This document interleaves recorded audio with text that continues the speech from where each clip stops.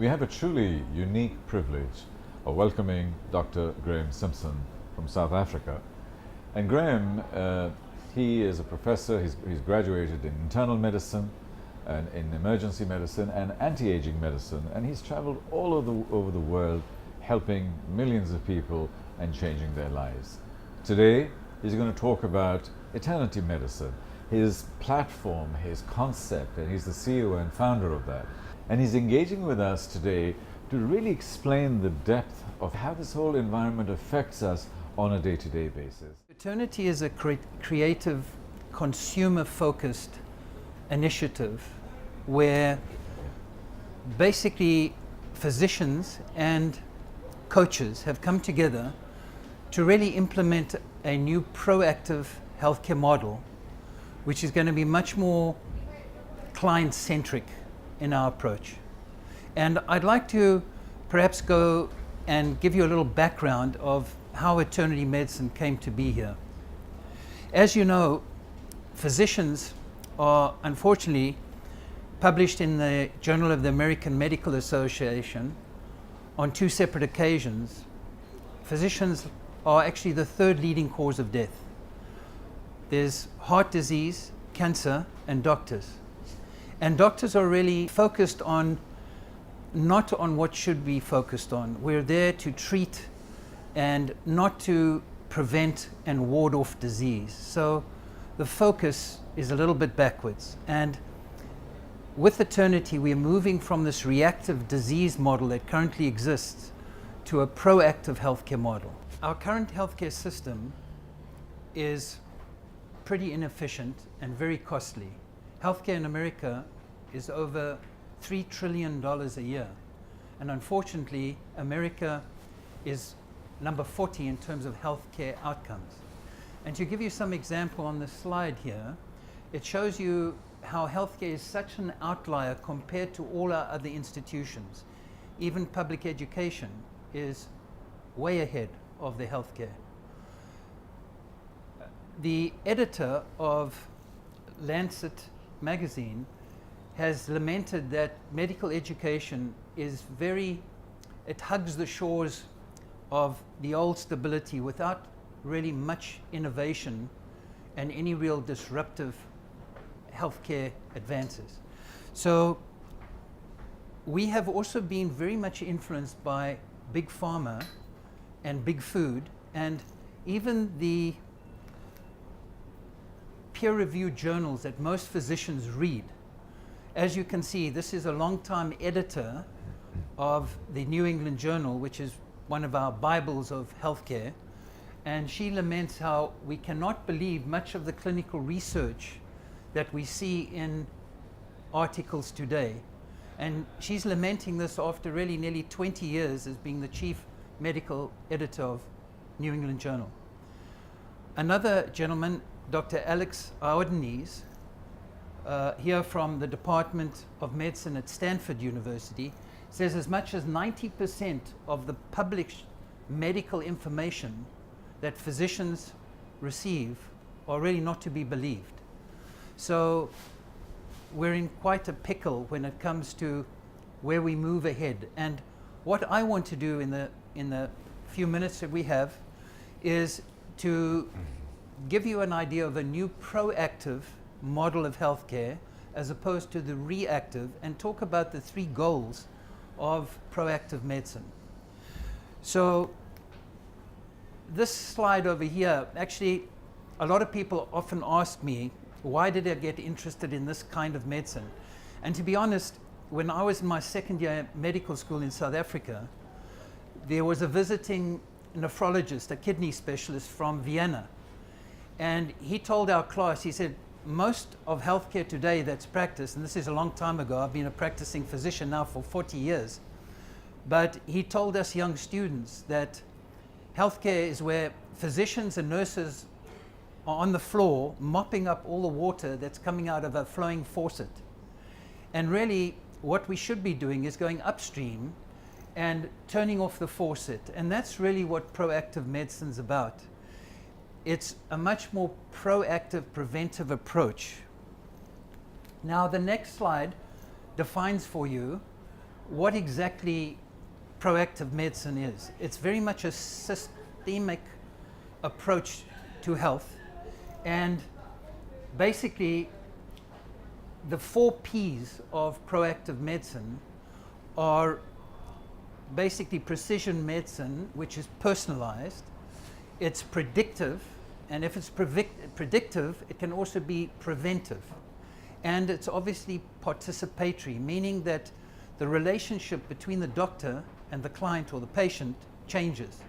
You have a much more participatory role rather than a top-down approach to the individual. So this is why we call this a healthcare system rather than a sick care system of the traditional medical practice.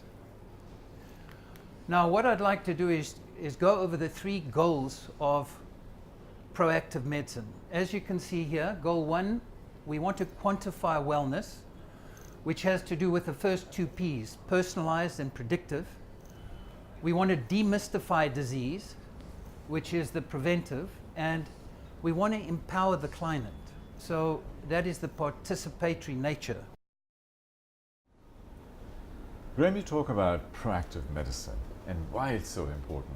But within that whole overall frame, one of the key things you seem so passionate about is diabetes, which obviously is affecting all of us. What is diabetes and why is it so important? Firstly, let me define diabetes. It's obviously a combination of the words diabetes and obesity, Right. hence diabetes. Yes. And to be honest, the underlying root cause of both those entities is insulin resistance. Now, why is it important? It's important because more than half the world now is fat, diabetic, and sick. And 80% of what physicians see around the world are really cardiometabolic disease that actually comes from insulin resistance. For instance, heart disease, cancer, obesity, diabetes, all Alzheimer's disease, many other diseases, strokes, hypertension, etc. They all come from this single underlying cause, which is insulin resistance, which is really the greatest pandemic of the 21st century. And unfortunately, most doctors do not have any idea on how to not only reverse, but cure this issue. So apart from 80% of the diseases that come from this diabetes, more than 80% of our healthcare costs, and as you know, in America, it's $3 trillion. So the healthcare costs are going through and skyrocketing, through the roof. In fact, a recent study that was done in 6 states, in both the Democrats and the Republicans, it's the only thing they really agree on, is the fact that the increasing premiums of insurance is really crippling them, the whole country in a way. So I think it is the mandate of proactive medicine to really be able to identify and provide a solution, and hopefully a simple solution at home, which is very cost effective. And in fact, that's what we have done over the last couple of years. And a group of us physicians and health coaches are very focused on trying to get this message out on a global basis. Taking a step back, 100 years ago, most of the diseases were infectious diseases, and they've now moved to exactly what you talk about in terms of insulin resistance-based, self-inflicted diseases, because we're literally doing it to ourselves, and the environment that is around us. What's the single largest factor that has changed and shifted the world to this direction? I think there are 2 predominant sort of issues. If cardiometabolic disease and insulin resistant would be like the plague or the sort of influenza pandemic or AIDS, those infectious diseases kill people in weeks or months and sometimes a few years. But the problem with diabetes is It takes many, many years. One of my favorite stories is like, and many people have heard this, about the frog. If you put a frog into boiling water, the frog jumps out. Yeah. If you put the frog in there and then you heat the water up, what happens? The poor frog dies in the pot. Yes. And really, that's what's happening with diabetes. You don't wake up on a Monday morning with a heart attack. Yeah. It's been 10, 15, 20, 30 years in development. So you go through functional changes, which then become structural changes, which then becomes the clinical event, either a stroke or heart attack, cancer, or the clinical event. But they are all happening over a period often of decades, 2 to 3 or more decades. So I think the besides that nature of the timing, which we've just talked about, the second factor is the diet. What has changed in the last 100 years? The biggest single change in the last 100 years has been what's happened in terms of our sugar consumption, our grains, and also these fairly toxic vegetable oils, particularly when you heat them. So the major crippling factor has been the change in the moving to a Western diet that has really hurt people, not only in the United States, but globally. But sugar and fructose, I think about 50 years ago when it came out, wasn't that the point, the inflection point, and it shifted towards fructose being used in our diet all the time, and it was a silent killer, just sort of building up, over time. Yeah, I mean, fructose, was considered a natural sugar because you find it in fruit. Yes. So, however, fructose is handled in the body different from glucose. Fructose goes straight to the liver where it causes insulin resistance. And for instance, in a glass of orange juice, freshly squeezed, you've got 7 teaspoons of sugar. A woman cannot metabolize more than 6 teaspoons in a day. So your glass of orange juice every morning for breakfast is already starting to give you fatty liver disease. Right. A male is only able to metabolize 9 teaspoons of sugar. So the fructose, and obviously high fructose corn syrup came around in the late 60s, Yeah. and because it was so cheap, it gradually found its way into, obviously all the sodas and things are all sweetened with high fructose corn syrup. So even though it's got a relatively low glycemic index, it is actually very toxic because of the fact that it doesn't get metabolized in all the cells like glucose, but goes directly to the liver, which is the seat of where insulin resistance has its origins. We have a beautiful picture behind us, the new health model, proactive versus reactive, and visually it's just so impactful. Can you just guide us through what this is and what it means to you? Yeah, I'd mentioned, I think perhaps to you or some of the folks earlier, that this was really for me the turning point in my medical career. I was sitting there, wide-eyed, second-year medical student in South Africa, and this little nephrologist I remember was, just a tiny little guy, came in and he actually drew my attention initially to this.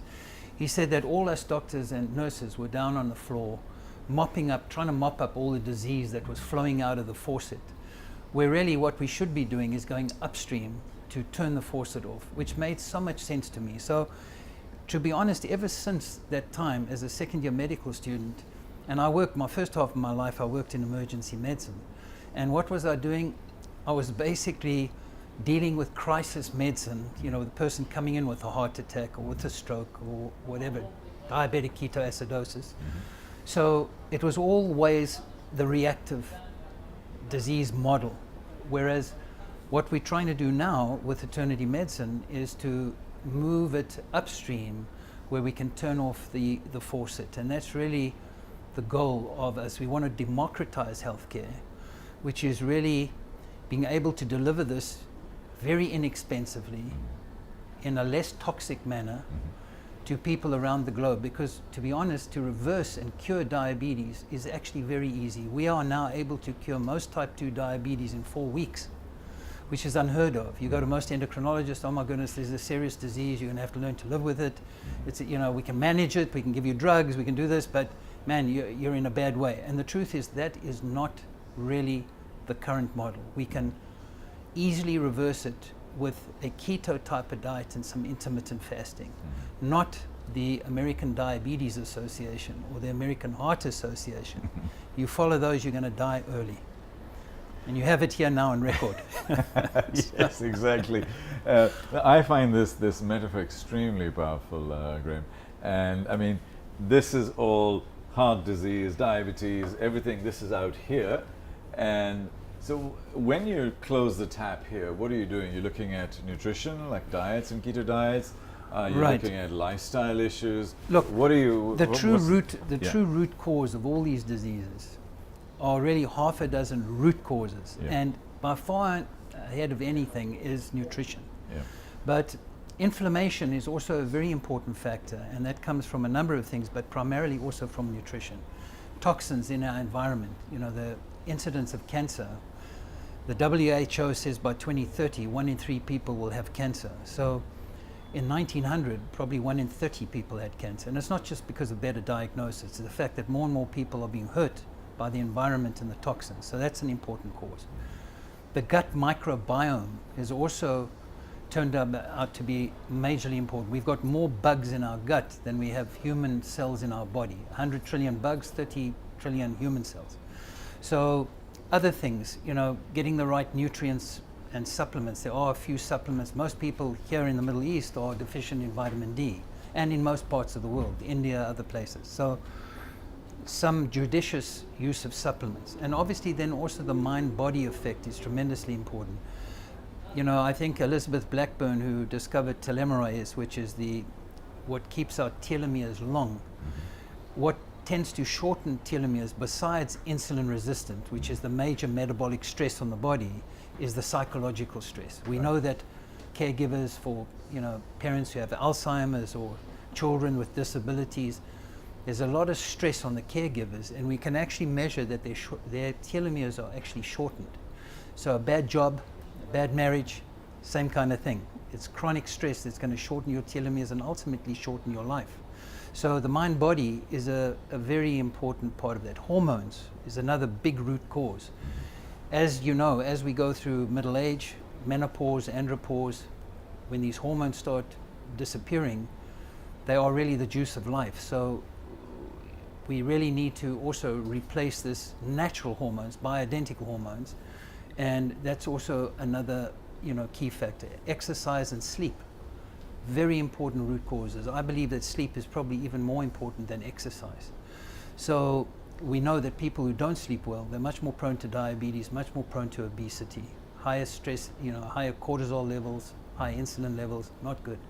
So when you do a whole person approach, which is really part of proactive medicine, you have to address all these root causes.